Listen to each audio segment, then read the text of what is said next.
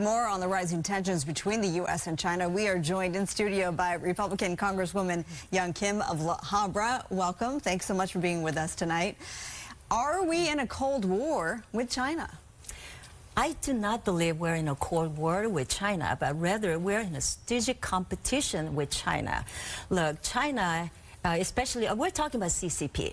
Right? We love Chinese people. We love Chinese American community who have a large presence here. But Xi Jinping has made it very, very clear that its goal is to become the world's economic and military superpower. And this balloon situation is no incident. Xi Jinping has been watching us, and we need to show strength and start leading from the position of strength right now. Look, Xi Jinping right now is courting and building stronger relationship with our adversaries.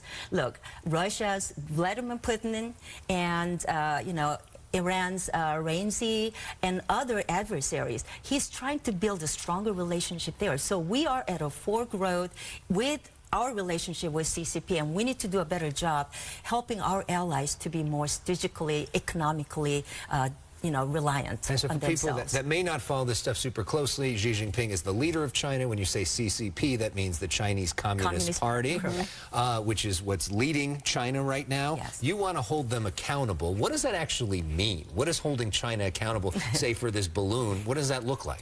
So first of all, the balloon situation. When the United States, our Department of Defense and Biden administration first found out that this surveillance balloon was flying over Pacific Ocean, ready to enter United States airspace, why didn't they shut it down and wait about a week until it shut it down over the other Atlantic Ocean? That time, we allowed CCP to surveil upon us and fly over our very important strategic military installations. So more questions remain. Well, they say because they said that it wasn't safe, that doing that would have put people on the ground at risk, and so they waited till it was over the ocean, and if the military told them to do it that way. The question is, the problem with that is, we had already known about it, and we were surveilling it, and the altitude was flying over at 30,000 to 40,000 feet high.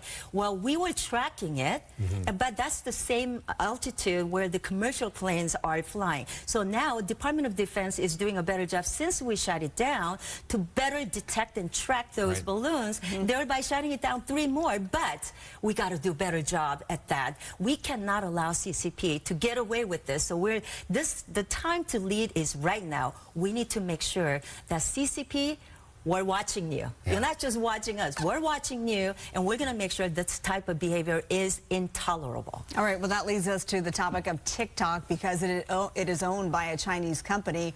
Almost 30 states have already banned it, government employees from downloading the app. Do you think that the federal government should ban TikTok, or at least limit it here in the States? Well, first of all, as long as TikTok is owned by a Chinese-owned company, ByteDance, and it's affiliated with CCP, there is a great national security threat there.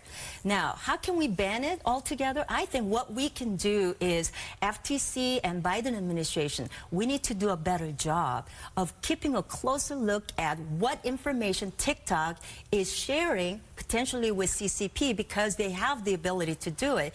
And how is our government going to better protect America's data privacy and national security? We know you've got some mean dance moves that you might be able to display on TikTok. Would you use TikTok? Would you tell your kids to use TikTok? Do you tell other people that you know to use TikTok?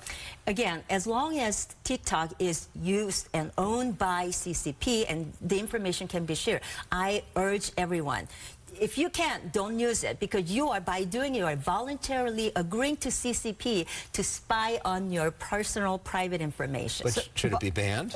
Right, I was going to say, so a ban, or is it just not feasible? It's an app, right? So it's very difficult to ban it altogether. So we got to do a better job, as I mentioned, FTC and the Biden administration, to ensure that America's data privacy and national security is protected. They got to do more, either through regulation, sanctions, whatever it is. But it's very difficult to ban it altogether because it's all over the World Wide Web. Yeah. We have less than a minute. We know that you were really close with Bishop Dave, as he's known, the bishop who was gunned down, as we just saw in that last report.